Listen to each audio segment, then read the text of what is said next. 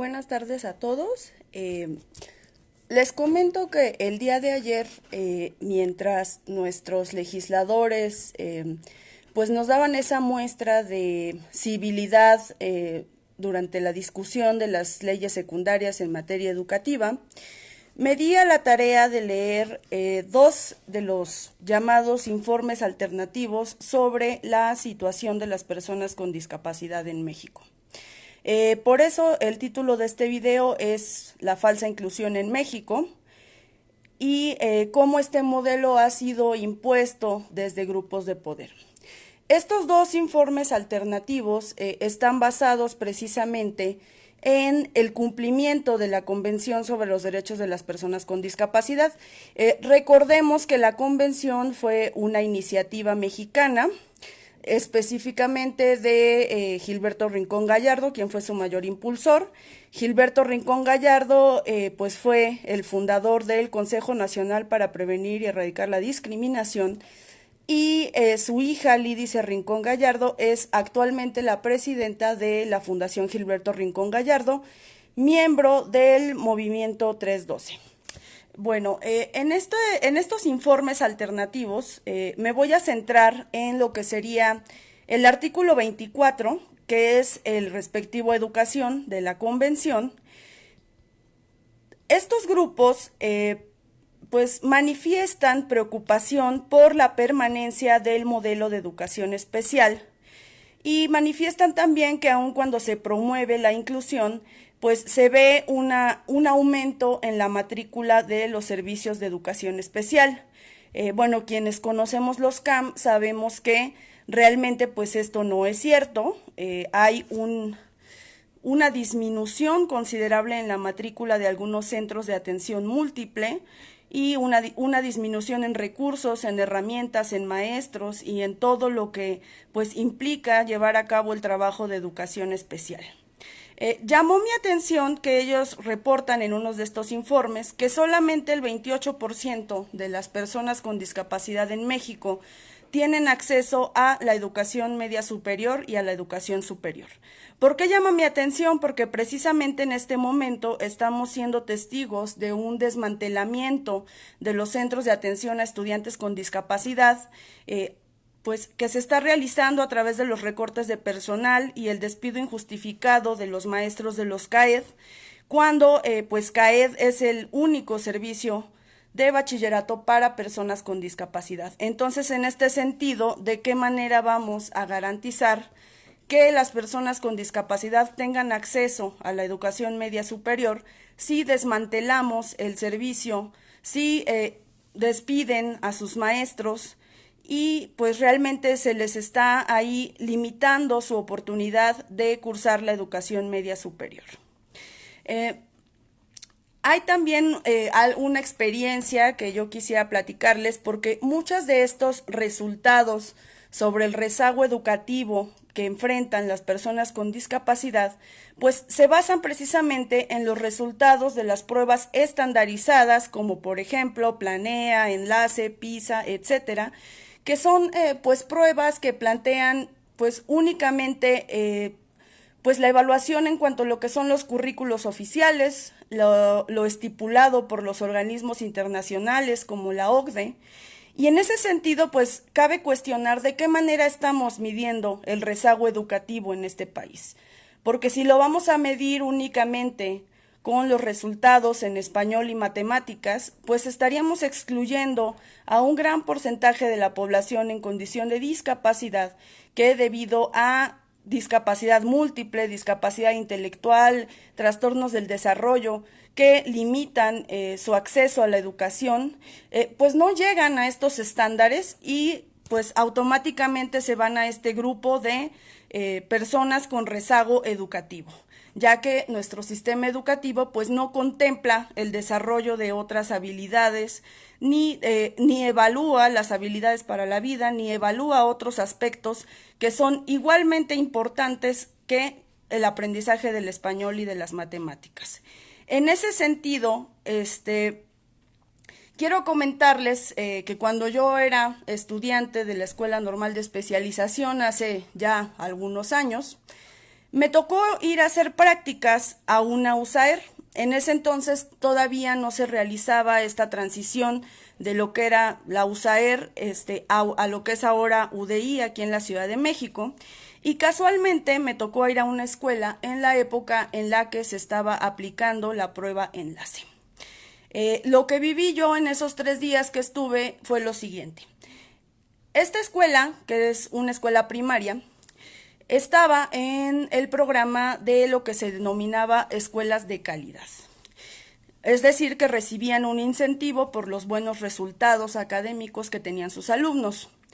Como la escuela no quería perder ese estímulo, la solución de las autoridades fue llevar a todas las personas con discapacidad que estaban inscritas en esa escuela o todos los alumnos con algún problema de aprendizaje a un salón aparte donde se les aplicó la prueba enlace en compañía de maestros de educación especial, de otros maestros de la escuela y de nosotros como practicantes. ¿Qué fue lo que pasó? Pues que nos pusieron a resolverles el examen. Incluso una maestra le comentaba a otra que tenían las claves de las respuestas para que pues los alumnos pudieran obtener resultados favorables en el examen. ¿Cuál era el objetivo? Pues precisamente que todos aprobaran el examen y no perder el estímulo de escuelas de calidad. Entonces, ¿aquí de qué estamos hablando? Estamos hablando de una simulación donde seguimos en un sistema educativo que pretende que todos aprendamos lo mismo y al mismo tiempo.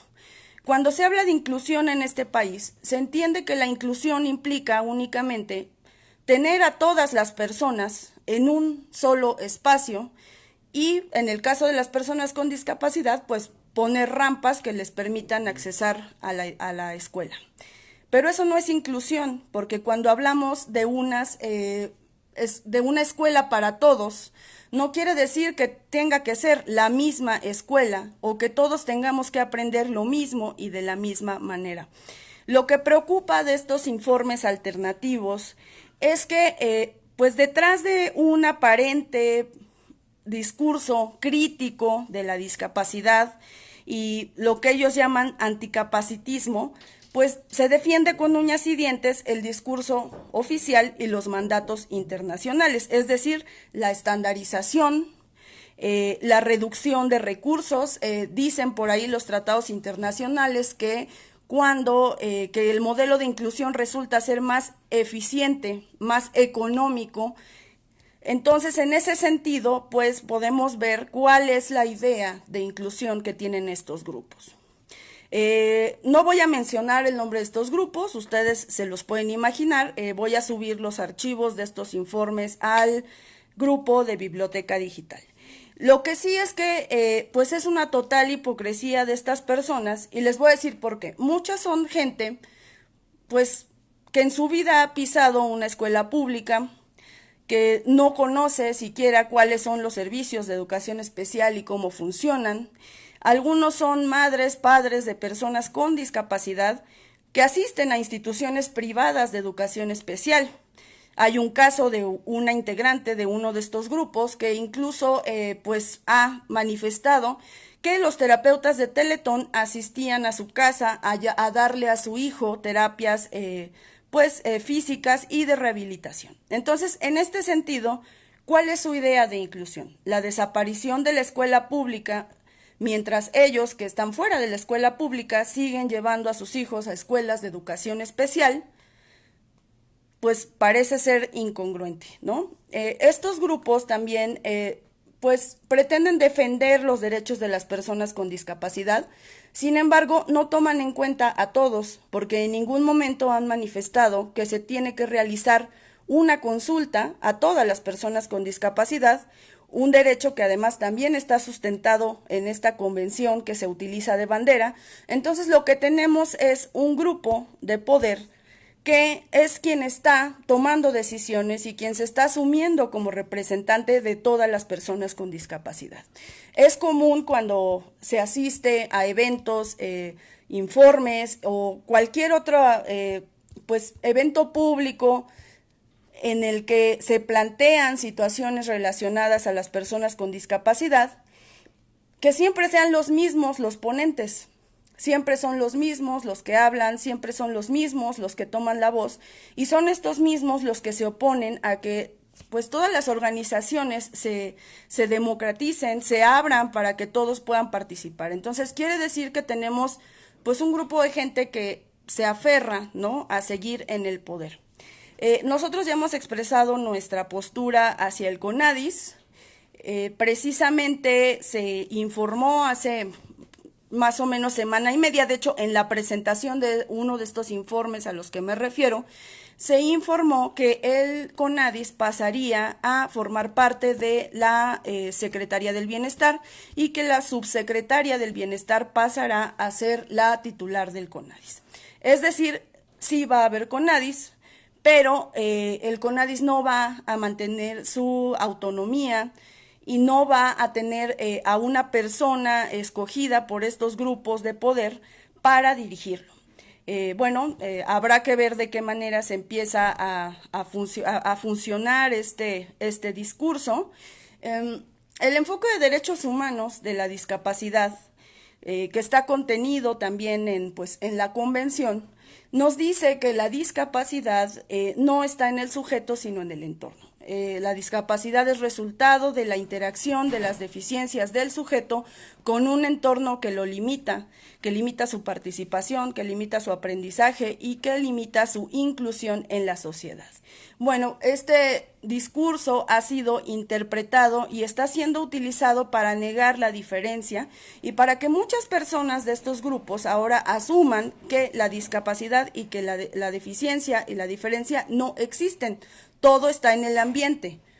Las personas no tienen ninguna discapacidad, sino que todo es resultado del ambiente, lo cual pues sabemos que no es cierto. En educación especial, pues en estos momentos estamos pagando pues el resultado de estos discursos en los cuales se asume que pues no hay diferencia, que se debe dar un trato igualitario. Si bien es cierto que todos tenemos derecho a que se nos brinden las mismas oportunidades, es cierto también que todos merecemos ser tratados de acuerdo a nuestra condición y a nuestra circunstancia y también de acuerdo a nuestra voluntad. Hay por ahí un par de personas pertenecientes a estas mismas organizaciones que invitan a las personas con discapacidad a ampararse cuando se les niega el acceso a una escuela de educación regular, ordinaria o como quieran llamarle. Bueno, eso está muy bien porque pues en teoría no se le puede negar la inscripción a ningún alumno. Eso va en contra del reglamento de la Secretaría de Educación Pública. Lo que habría más bien que cuestionar y que exigir es que todos los alumnos, estando en la escuela, pues cuenten con las herramientas necesarias para poder aprender, para ejercer realmente su derecho a la educación y que no se vuelvan parte del mobiliario, que no sean víctimas de estas prácticas que ya comentaba, donde pues se les pone en una situación donde lo único que importa es que tengan un resultado favorable en las pruebas estandarizadas y se deja de lado cuáles son sus necesidades reales de aprendizaje. También se les invita a las personas o a los con discapacidad a ampararse en contra de que los lleven obligados a un servicio de educación especial, ya que ellos asumen a la educación especial como segregadora, discriminatoria y anticonstitucional. Habría que preguntarles si también procedería este amparo que ellos están organizando para los casos de muchos alumnos que están siendo trasladados a las escuelas regulares sin que se les brinde la atención que requieren y sin que se tome en cuenta su opinión ni la de sus papás, ¿no? Entonces lo que tenemos aquí es pues una inclusión a conveniencia, una inclusión que niega las diferencias individuales y colectivas, que se basa en las decisiones y la voluntad de unos cuantos, que no toma en cuenta a todos, que suplanta las voces y lamentablemente es una inclusión que está basada en las contradicciones en el discurso de estas gentes. ¿Por qué? porque son gente que no está en las escuelas públicas, son gente que no conoce las condiciones en las que están las escuelas públicas, son gente que nunca va a llevar a sus hijos o que nunca va a asistir a una escuela pública. Y está bien, están en todo su derecho, están en todo su derecho de que pues sus hijos o ellos mismos asistan a una institución de educación especial privada. Quien tiene esa oportunidad, pues es totalmente aceptable, qué bueno. Pero ¿por qué entonces pelear el desmantelamiento de la escuela pública? ¿Por qué? Porque ahí está el negocio. Como lo hemos denunciado, en ningún momento estas personas, que incluso muchos son directores o trabajan en fundaciones, ONGs, asociaciones civiles, escuelas privadas, que brindan servicios de educación especial y que a la vez están pugnando por la desaparición de educación especial, pero en el ámbito público. Entonces, ahí están las incoherencias de este discurso, porque en ningún momento se ha levantado la voz en contra de estas instituciones que cobran, que brindan servicios de educación especial. ¿Por qué? Porque son parte de este negocio. Entonces, ¿qué va a pasar? La desaparición o limitación, reducción de los servicios de educación especial va a tener como resultado que muchos alumnos con discapacidad que requieren de apoyos específicos para su aprendizaje y su participación, pues sean incluidos en las escuelas sin que haya el personal, los materiales, las herramientas, la infraestructura y los recursos para que ejerzan su derecho a la educación. Vamos a caer en una simulación en la que vamos a tener a muchos alumnos como parte del mobiliario. Obviamente esto va a provocar deserción, va a aumentar las brechas de discriminación, de exclusión y también va a provocar que aquellos que tienen la oportunidad de acudir a una institución privada lo hagan. Entonces, vamos a favorecer a los que lucran con la educación de las personas con discapacidad, por ejemplo, Teletón, para que sean ellos los que ahora se encarguen de brindar educación especial a quien pueda pagarla. Entonces, los 1,250 o 1,225 pesos mensuales que el gobierno está destinando para 1 millón de personas con discapacidad se van a ir a los bolsillos de estas personas. ¿Por qué? Porque si no hay oferta pública y dejamos la privada, entonces pues automáticamente estamos favoreciendo. Lo que preocupa en estos discursos de parte del gobierno, donde asumen que ya se acabó el neoliberalismo, que ya no hay intervención de organismos internacionales, que ya no hay implementación de políticas internacionales, que ya no se siguen las recetas de estos organismos. Estas son pues afirmaciones que ha hecho el presidente, no es algo que estemos inventando. Lo que preocupa es que se le está dando continuidad detrás de este discurso de la nueva escuela mexicana y de una educación para el bienestar y de una educación diferente, pues se sigue dando continuidad a los discursos internacionales. Porque, ¿qué puede ser más neoliberal que la ONU y que la UNESCO? La UNESCO, en su Agenda 2030, en sus objetivos para el desarrollo sostenible, específicamente en el objetivo número 4, que es el de educación, establece que se tiene que hacer un estudio en cada uno de los países donde se va a implementar de la aplicabilidad de la política. ¿Quién sabe cuándo el gobierno mexicano, la Secretaría de Educación Pública, hicieron este estudio de aplicabilidad? Supongo que lo hicieron pues en lo oscurito o que se lo saltaron, al igual que cuando se implementó la política de integración. También establece la Agenda 2030 que para 2030 se espera que todas las personas menores de 25 años o antes de los 25 años alcancen los aprendizajes básicos de lectoescritura y matemáticas.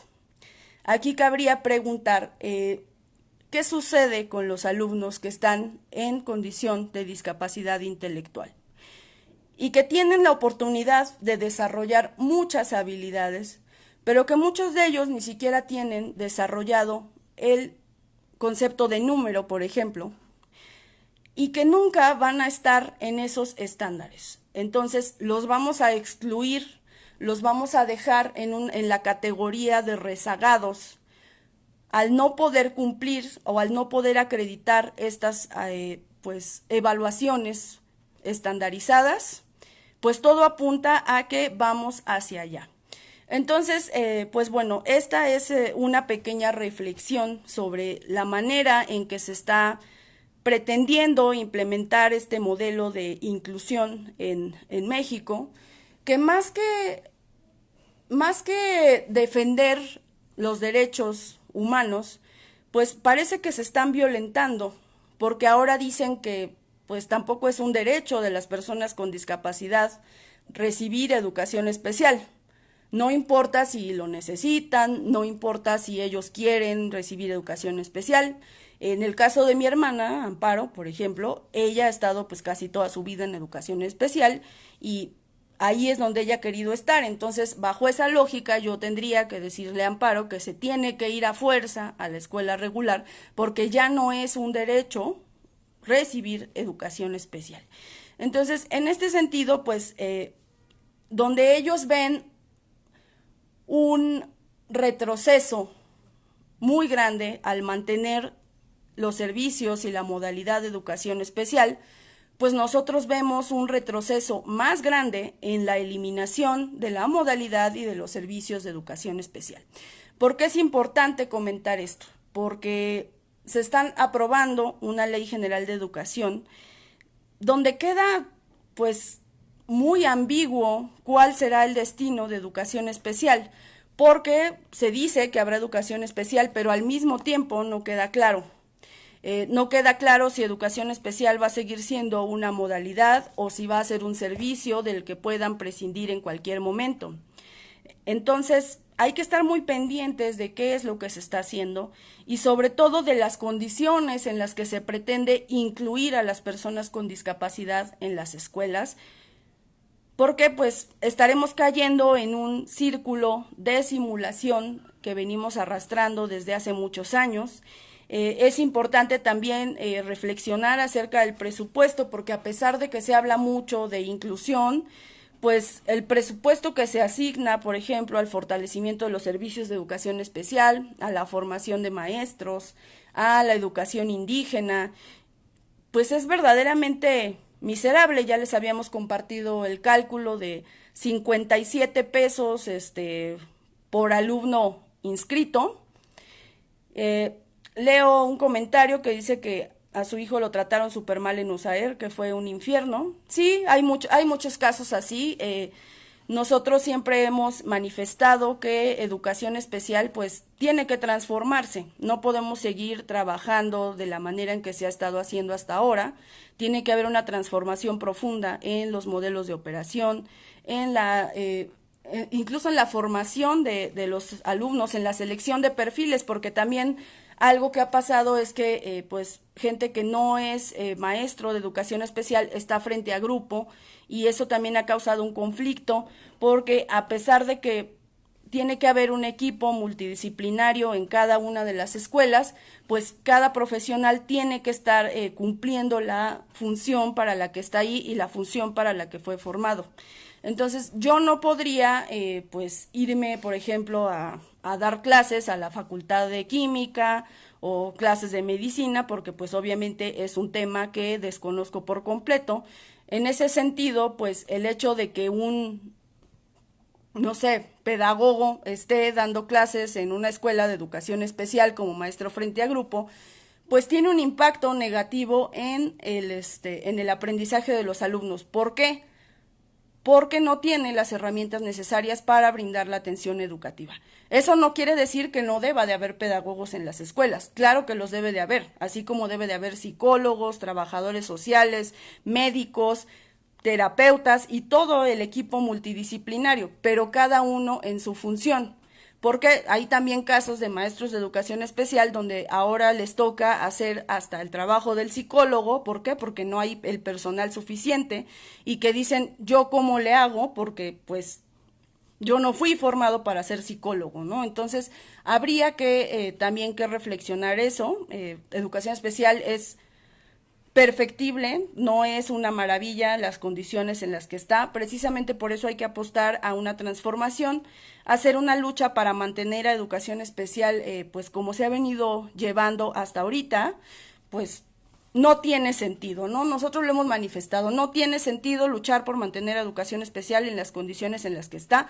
Tenemos que apostarle a la transformación, tenemos que apostarle a realmente dar respuesta a las necesidades educativas de los alumnos. En este sentido, entonces, sí, hay que enfocarse en la eliminación de barreras para el aprendizaje y la participación, en la medida en que los maestros puedan hacerlo, porque como ya lo hemos explicado, pues hay muchas barreras que no dependen del maestro o que no corresponde al maestro eliminar, pero hay que centrarse en la función principal de la educación especial, que es dar respuesta a las necesidades específicas de aprendizaje de los alumnos. Y eso es precisamente lo que se ha perdido con estos nuevos enfoques de inclusión y de derechos humanos que han sido malinterpretados e implementados a modo en nuestro país. Ahora, pues lo que se trata de dar a entender es que no se requiere de ninguna atención personalizada, específica o especializada para el alumno, porque todo está en el entorno. Entonces, en ese sentido, pues estamos perdiendo el tiempo en concentrarnos en eliminar barreras para el aprendizaje, mientras dejamos de lado lo que realmente requiere el sujeto. A mí me gustaría ver pruebas, pues evaluaciones integrales, ver planes de estudio personalizados, ver que realmente la escuela le diera a las personas lo que requieren. Porque a lo mejor lo que el sujeto requiere no es aprender a leer y escribir. A lo mejor él necesita aprender a bañarse, a vestirse, en el caso de las muchachas, pues a cambiarse una toalla sanitaria o hacerse un sándwich o cualquier otro tipo de habilidades que realmente les van a ser útiles en la vida y que realmente van a beneficiar a estas personas, van a favorecer su independencia, su autodeterminación, en lugar de tenerlos en un salón por años intentando que aprendan lo que está en el currículo y ocasionando que muchos de ellos deserten, se frustren y se queden en su casa o en el mejor de los casos se vayan a una institución privada. Entonces, lo que nosotros consideramos que, pues con todo este enfoque de inclusión siendo implementado por grupos de poder y así como se está llevando a cabo en nuestro país, pues lo que se está haciendo es que el gobierno, el Estado mexicano, se está deslindando de su responsabilidad con la educación de las personas con discapacidad. La inclusión resulta ser el pretexto perfecto para que el Estado diga que los alumnos tienen que estar todos en el mismo salón y entonces ya no tenemos que invertir en educación especial, ya no tenemos que invertir en servicios de rehabilitación, ya no tenemos que invertir en acompañamiento, en psicólogos, en trabajadores sociales. Y automáticamente todo el trabajo, toda la carga pasa al maestro frente a grupo. No sé si ustedes han escuchado en alguna declaración o en alguna iniciativa de los legisladores o de las autoridades que haya la intención de reducir los grupos, ¿no, verdad? Entonces, bueno, vamos a tener grupos que aquí en la Ciudad de México llegan a ser de hasta 55 alumnos por salón en secundaria, y de esos 55 alumnos a lo mejor vamos a tener 5 o 10 que requieren de atención especializada, que no se les va a brindar, y entonces pues, ¿qué va a hacer el maestro frente a grupo? ¿Quién sabe, verdad? Ya se empiezan a ver los efectos, como comenté, ya se empiezan a ver los efectos de este desmantelamiento y pues lo más claro es lo que está sucediendo en los CAED. CAED, un servicio necesario, un servicio indispensable, un servicio que atiende a 20,000 personas con discapacidad a nivel medio superior, y que en este discurso de supuesto fortalecimiento, derechos humanos y respeto a las personas con discapacidad, pues se está desmantelando. Entonces, pues bueno, yo les agradezco su atención. Hay un comentario aquí que me parece muy importante donde dice que algunas mamás de CAM mencionan que en centros Teletón les dicen que no lleven a sus hijos a los CAM. Parece ser que van a ir abriendo sus centros o hacer convenios con determinados centros particulares. Efectivamente, pasó lo mismo cuando Teletón abrió sus centros de autismo. Yo recuerdo que cuando yo estaba en la normal había algunas compañeras que habían entrado con la idea de trabajar en Teletón. Y bueno, hubo que aclararles primero que pues los servicios que ofrecía Teletón eran de rehabilitación y además que Teletón no contrata maestros de educación especial porque Teletón tiene sus propias universidades para formar a sus propios especialistas. ¿Qué va a pasar con los CAM? No lo sabemos, es incierto. Por un lado, en la ley y los legisladores y las autoridades dicen que se va a mantener los centros de atención múltiple, pero por otro lado está esta cuestión de la excepcionalidad. Es decir, que los alumnos que se denominan ahora casos excepcionales, que puede ser más opuesto a la inclusión que el concepto de excepcionalidad, van a ser los que van a recibir educación especial. Nos dice ahora en esta iniciativa de ley que esto se va a determinar previa decisión y valoración de los padres de familia, de las propias personas y de los maestros. Sin embargo, no se establece pues cuáles van a ser los parámetros, los indicadores y de qué manera se va a llevar a cabo esta evaluación, esta decisión o esta decisión de si el alumno está en CAM o se va a la escuela regular. No hay claridad en ese punto. También otra idea que hay, que es algo que también se está presentando en España, es que lo que se pretende hacer con los CAM es transformarlos en centros de recursos. Eso también es algo que se ha hablado mucho. Lo cierto es que desde nuestro punto de vista lo que se quiere hacer pues es ir reduciendo poco a poco la matrícula de los centros de atención múltiple, usando esta cuestión de la excepcionalidad y de la inclusión, diciendo que pues los alumnos que están en CAM pues tienen que estar en la escuela regular y que solamente unos casos se van a mantener ahí. Entonces se va a ir reduciendo la matrícula de manera que llegue un momento en el que el CAM ya no pueda sostenerse o ya no sea viable sostenerlo por la baja matrícula que tiene. Aquí en la Ciudad de México ya hay algunos centros de atención múltiple que presentan esta problemática de poca matrícula y que pues están en riesgo de que en algún momento la SEP diga esta escuela ya no justifica su existencia por la baja matrícula que tiene.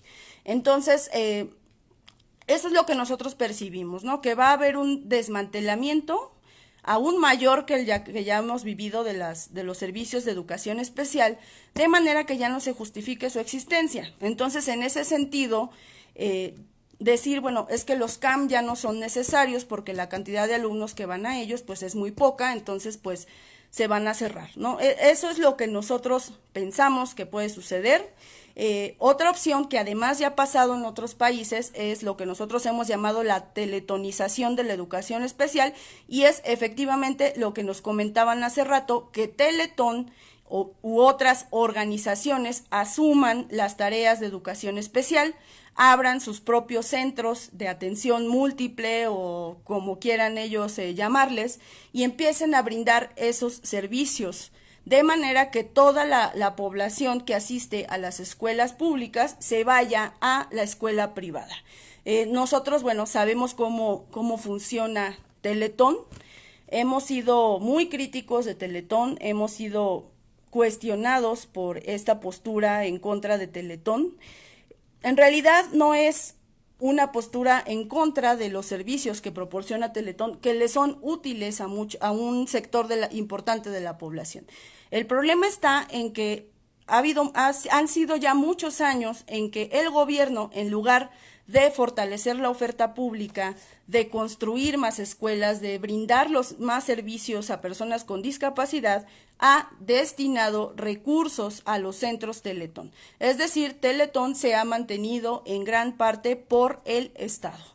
Y lo mismo pasa con muchas de estas fundaciones, con muchas de estas escuelas que durante muchos años pues han vivido del presupuesto que se les asigna desde el gobierno y que ven en esta cuestión de educación especial y en la falsa inclusión la oportunidad de seguir llevando pues agua a su molino.